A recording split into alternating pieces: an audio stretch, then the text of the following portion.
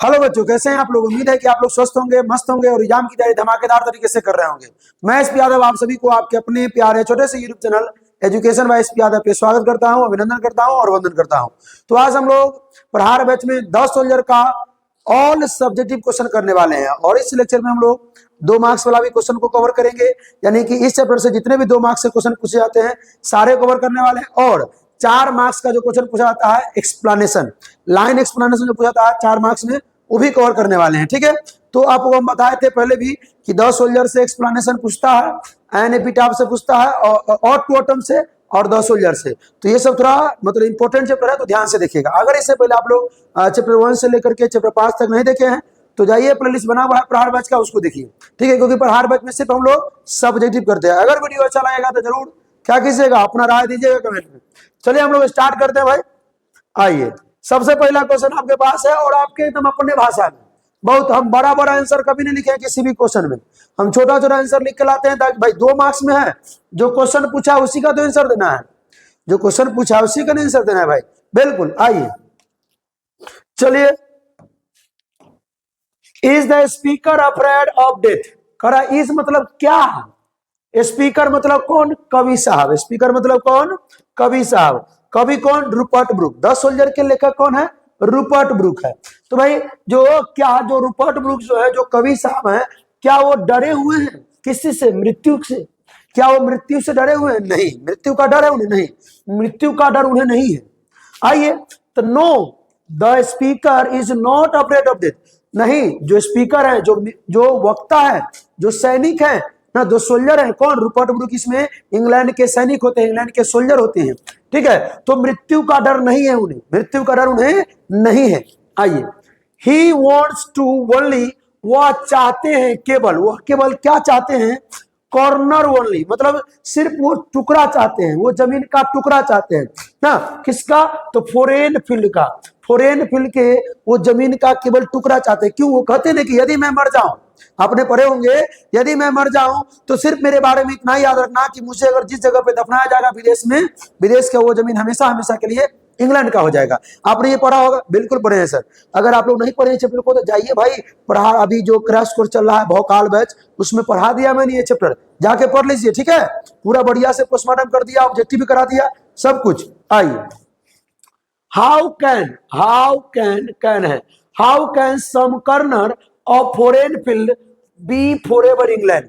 How मतलब कैसे, how मतलब कैसे, कैसे जो फॉरेन फील्ड का टुकड़ा, कुछ टुकड़ा, कैसे जो है, सुनिएगा, कह रहा है कि कैसे कैसे कैसे फॉरेन फील्ड का कुछ टुकड़ा, फॉरेन फील्ड मतलब विदेशी। अब विदेश किसको कहते हैं? अगर हम भारत के हैं, हम अगर हम ऑस्ट्रेलिया में युद्ध करने के लिए गए, पाकिस्तान में युद्ध करने के लिए गए ना, रूस में युद्ध करने के लिए गए, तो हमारे लिए वो क्या होगा? फॉरेन होगा। ठीक है, विदेशी जगह होगा, विदेश होगा मेरे लिए। ठीक है, अगर विदेश के लोग, जैसे रूस के लोग अगर भारत में आ जाए तो रूस के लोगों के लिए भारत क्या होगा? फॉरेन होगा। तो वही बात यहाँ बोला है कि विदेशी क्षेत्र का वो छोटा सा टुकड़ा ना हमेशा हमेशा के लिए इंग्लैंड का कैसे हो जाएगा, कैसे होगा, कैसे हो जाएगा ना। वो कह रहे हैं कि भाई जो विदेशी जमीन का जो छोटा सा टुकड़ा है वो कैसे हमेशा हमेशा के लिए इंग्लैंड का हो जाएगा। आइए देखते हैं। तो कह रहे कि इफ ही डाइज, ही मतलब कौन? सैनिक। सैनिक मतलब कौन? कवि साहब। कवि मतलब कौन? रूपर्ट ब्रूक। तो कह रहे हैं कि यदि जो कवि साहब है, जो सोल्जर है, जो सैनिक है, वो मर जाते हैं इन the battle field. Battle field मतलब होता है युद्ध भूमि। बैटल फील्ड मतलब युद्ध भूमि। अगर किसी कारणों से वो युद्ध भूमि में मर जाते हैं, he would be buried somewhere, उन्हें जो है ना कहीं ना कहीं तो दफनाया जाएगा, उन्हें दफनाया जाएगा, कहीं ना कहीं तो दफनाया जाएगा, उनको गाड़ा जाएगा। ठीक है, मिट्टी में। अब सुनिए, समवेयर मतलब कहीं ना कहीं, समवेयर मतलब कहीं ना कहीं तो उनको गाड़ा जाएगा। In a foreign field, foreign field में उनको कहीं ना कहीं क्या किया जाएगा? दफनाया जाएगा। And that part of foreign field, और कह रहे हैं कि फॉरेन फील्ड, विदेशी क्षेत्र का वह पार्ट, वह टुकड़ा, विदेशी क्षेत्र का वह टुकड़ा ना, वो विल बी फॉरएवर इंग्लैंड, वो हमेशा हमेशा के लिए इंग्लैंड का हो जाएगा। कहा जा रहा है कि यदि युद्ध भूमि में कभी साहब यानी सैनिक जो है लड़ते लड़ते मर जाते हैं तो उन्हें कहीं ना कहीं तो दफनाया जाएगा, बिल्कुल दफनाया जाएगा। और जहां पे दफनाया जाएगा फॉरेन फील्ड में उनको कहीं ना कहीं दफनाया जाएगा। और फॉरेन फील्ड के वो जो टुकड़ा होगा ना वो हमेशा हमेशा के लिए इंग्लैंड का हो जाएगा। क्यों हो जाएगा? क्योंकि वो कहते हैं कि इंग्लैंड के नदियों दो मैंने अपने आप को धोया है, इंग्लैंड के नदियों में नहाया है, इंग्लैंड के सूरज द्वारा मुझे आशीर्वाद दिया गया है, इंग्लैंड में मैंने वो दृश्य देखे हैं ना, मैंने सराहना तरीके से पढ़ा था, इंग्लैंड में देखे गए वो नजारे, इंग्लैंड में सुनी गई वो आवाजें, इंग्लैंड के दोस्तों से सीखी गई वो बातें, इंग्लैंड के वो खुशियों के दिन, इंग्लैंड में वो देखे गए सपने, ये सब बातें पढ़े थे ना जी सर, पढ़े थे। तो वही सब बात करते हैं कि सारा चीज तो मुझे इंग्लैंड ने दिया है, अगर मैं इंग्लैंड का हूं, मुझे इंग्लैंड ने तराशा है, इंग्लैंड ने पाला है, इंग्लैंड ने मुझे सबको दिया है। तो अगर मैं मर जाता हूं किसी विदेश क्षेत्र में जाकर अपने देश के लिए, तो विदेश जमीन का जो टुकड़ा होगा ना जहां पे मुझे दफनाया जाएगा वो हमेशा हमेशा के लिए इंग्लैंड का हो जाएगा। हमें उम्मीद है कि आपको समझ में आ गया होगा। तो एक बार कमेंट में कुछ भर दीजिए भाई जल्दी से। चलिए, अगर समझ में आ रहा हो तो भरिए कमेंट में। इन दैट रिच अर्थ और रिचर डस्ट कंसिल, कह रहे हैं कि सुनिए, और देखिए कवि साहब इतने ईमानदार है, इतने दूसरे देश के प्रति भी वो मतलब बुराई नहीं सोच रहे हैं। कह रहे हैं कि जहां मैं दफनाया जाऊंगा, जहां मुझे दफनाया जाएगा, जहां मैं मरूंगा, वो इन दैट रिच अर्थ, वो रिच अर्थ होगा ना, उस अमीर धरती में, उस अमीर धरती में मैं जब दफन होऊंगा ना, और वो कह रहे हैं कि और रिचर डस्ट कंसिल, और उसमें जो है ना उससे भी अमीर, एक सुनिए, अमीर, उस अमीर धरती में उससे भी अमीर, comparative degree, richer comparative degree, richer dust concealed, वो डस्ट जो होगा, डस्ट किसको बोलते हैं? डस्ट कवि साहब खुद को बोलते हैं, डस्ट जो है ना वो कवि साहब खुद को बोलते हैं, डस्ट मतलब पोएट, ठीक है, सैनिक, सोल्जर। तो कह रहे हैं कि उस अमीर धरती में उससे भी अमीर जो डस्ट होगा, जो कवि साहब होंगे वो कंसील होंगे, मतलब उसमें मिल जाएंगे, मतलब समापन हो जाएंगे, ठीक है। व्हाट डज डस्ट, डस्ट क्या है ना, स्टैंड फॉर, मतलब इसका मतलब क्या है सो बताइए। आइए देखते हैं कि इन दैट रिच अर्थ और रिचर डस्ट कंसील, मतलब उस अमीर धरती में ना उससे भी अमीर डस्ट मिल जाएगा, मतलब खत्म हो जाएगा, छिप जाएगा ना। The speaker further describe, speaker जो है फर्दर इसका मतलब वर्णन करते हैं, हिज डेथ, अपने मृत्यु का वर्णन करते हैं कि मैं मतलब किसी अमीर धरती में जाके मरूंगा तो उससे भी अमीर मैं होऊंगा, उससे भी अमीर मैं होऊंगा, जो उस धरती में जाके मतलब मैं मिल जाऊंगा, ठीक है। आइए, इफ ही डाइज, यदि वह मर जाते हैं, देन हिज बॉडी, तब जो है उनका बॉडी को, उनके शरीर को, विल बी ब्यूरिड, दोनों दफना दिया जाएगा, इन द अर्थ, वहां अर्थ में, उस जमीन में, उस पृथ्वी में, ठीक है। चलिए, अगर समझ में आ रहा होगा एक एक वर्ड करके तो आप प्लीज कुछ लिखिए। चलिए, इफ एट ऑल, हालांकि किसी भी कारणवश, इफ एट ऑल किसी कारण से, किसी भी कारणवश, he dies in the battle, battle मतलब युद्ध में वह मर जाते हैं, किसी कारणवश जो है युद्ध में वह मर जाते हैं, ठीक है।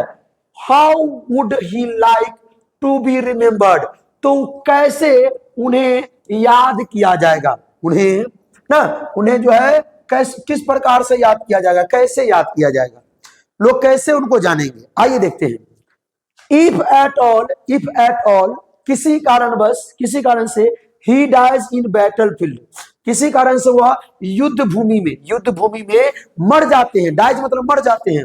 ही वुड लाइक ना टू रिमेम्बर्ड, उन्हें याद किया जाएगा ना, एज एन अनफॉरगेटेबल, मतलब नहीं भूलने वाला, कभी नहीं भूलने वाला सोल्जर के रूप में, कभी नहीं भूलने वाला सोल्जर के रूप में उन्हें याद किया जाएगा भाई, ठीक है। क्यों? Who was never afraid of death, क्योंकि वो थे ना जो कभी नहीं मृत्यु से डरते थे, उनको मृत्यु से कभी डरने लगता था, ठीक है। इस रूप में वो याद किए जाएंगे, कभी नहीं भूले जाएंगे, वो अनफॉरगेटेबल, कभी नहीं भूले जाएंगे वो। आइए, What is meant by the phrase a pulse is internal mind, वह कहते हैं कि एक फ्रेज इसमें है, इस फ्रेज का मतलब क्या है ना, a pulse is internal mind, तो बताते हैं कि भाई अगर मैं मर भी जाता हूं ना तो मेरा जो दिल है ना, दिल का जो धड़कन है वो हमेशा हमेशा के लिए इंग्लैंड के लिए ही धड़कती रहेगी, इंग्लैंड के लिए धरती रहेगी, ठीक है। मेरे अंदर से सारी बुराइयां भी खत्म हो जाएगी, अगर इंग्लैंड के लिए मैं मर जाऊंगा युद्ध करते करते तो मेरे अंदर की सारी बुराइयां भी खत्म हो जाएगी, और मेरे जो धड़कन है ना वो हमेशा हमेशा के लिए मरने के बाद भी धड़कती रहेगी इंग्लैंड के लिए। the phrase a pulse in internal mind, ना a pulse in internal mind का मतलब क्या होता है, मीन्स का मतलब है the memory of his country, ना उनके देश की याद, उनके देश का याद, मेमोरी मतलब याद, ठीक है। दैट रिमेन्स फॉरएवर, जो हमेशा हमेशा के लिए रह जाएगा, जो हमेशा हमेशा के लिए रहेगा, रहता है, ठीक है।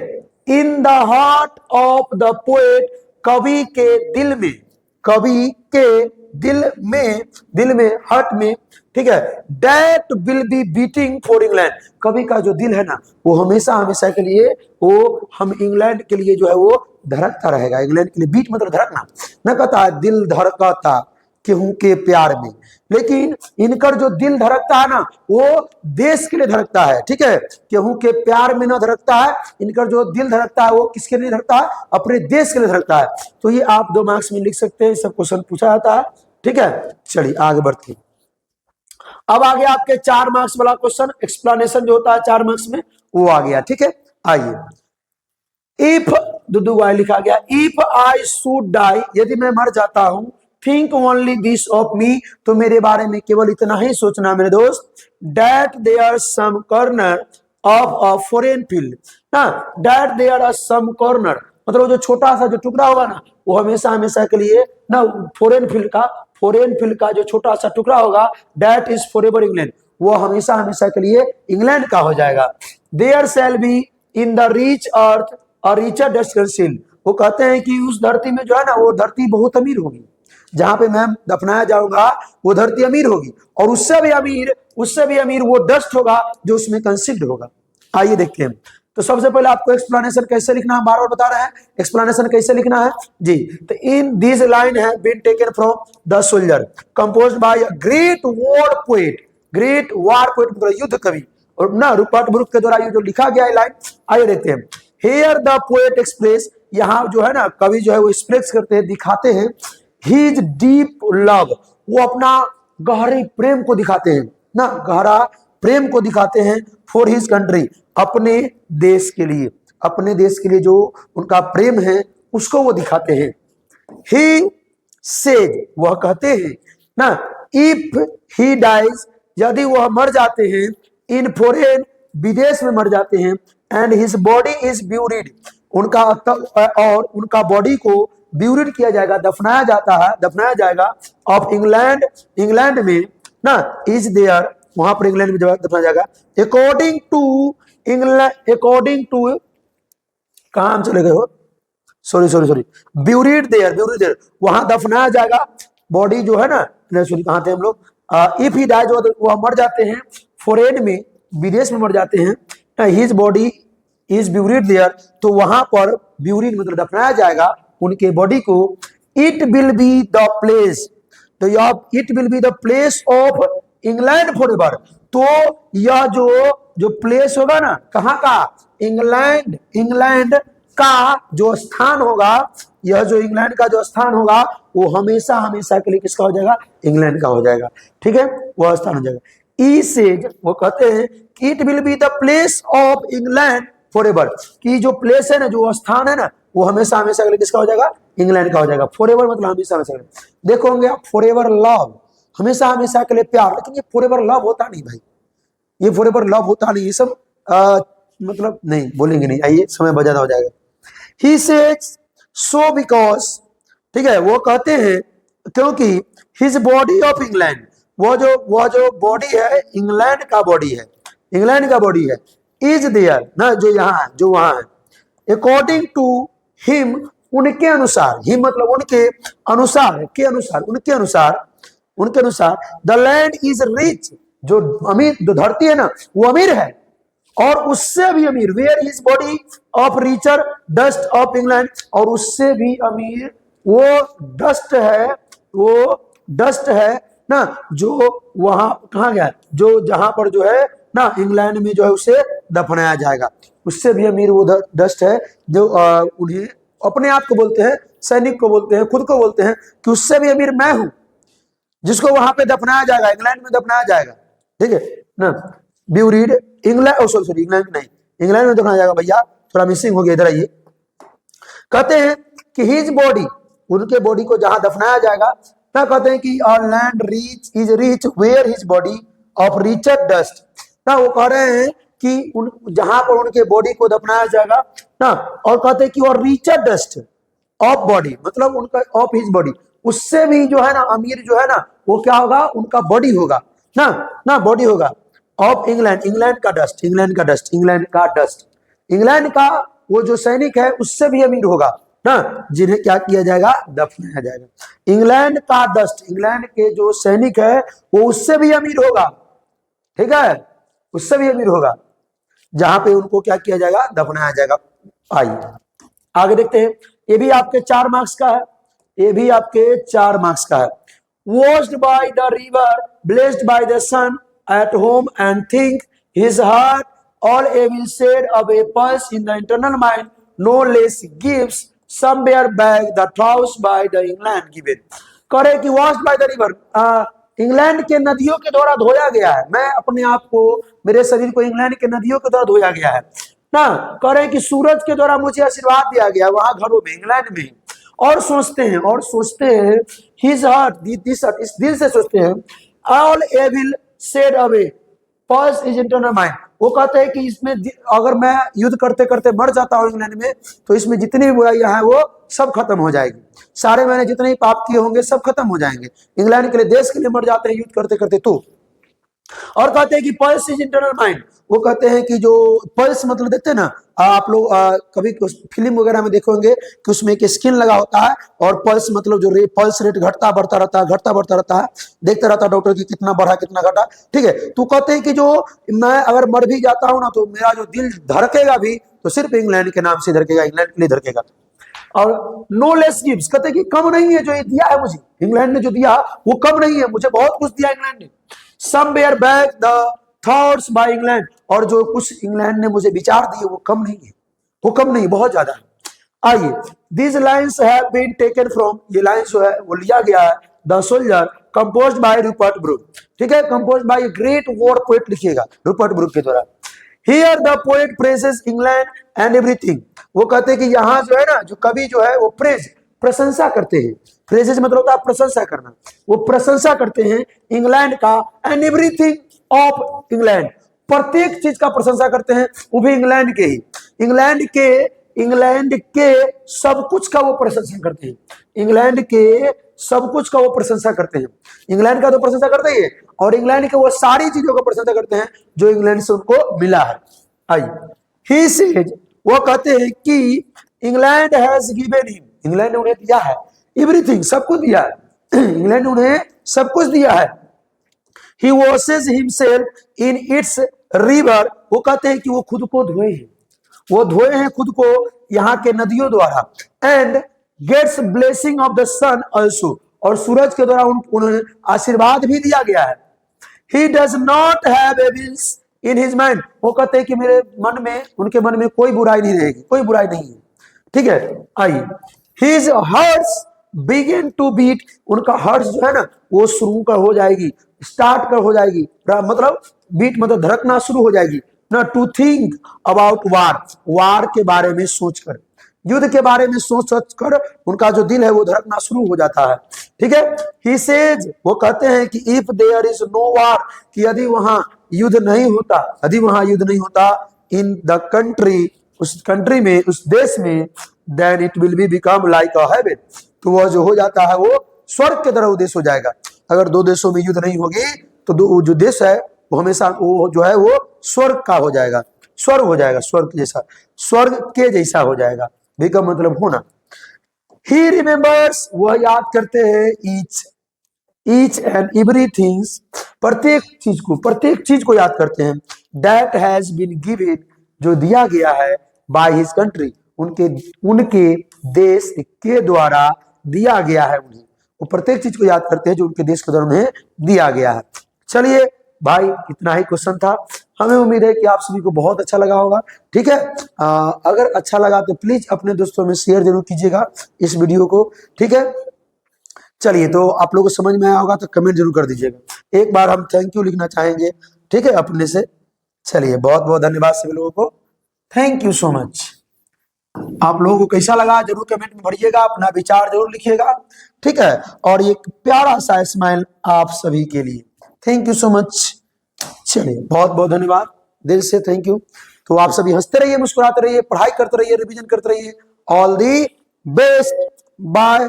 सब लोग अपना ख्याल रखिएगा। जय हिंद।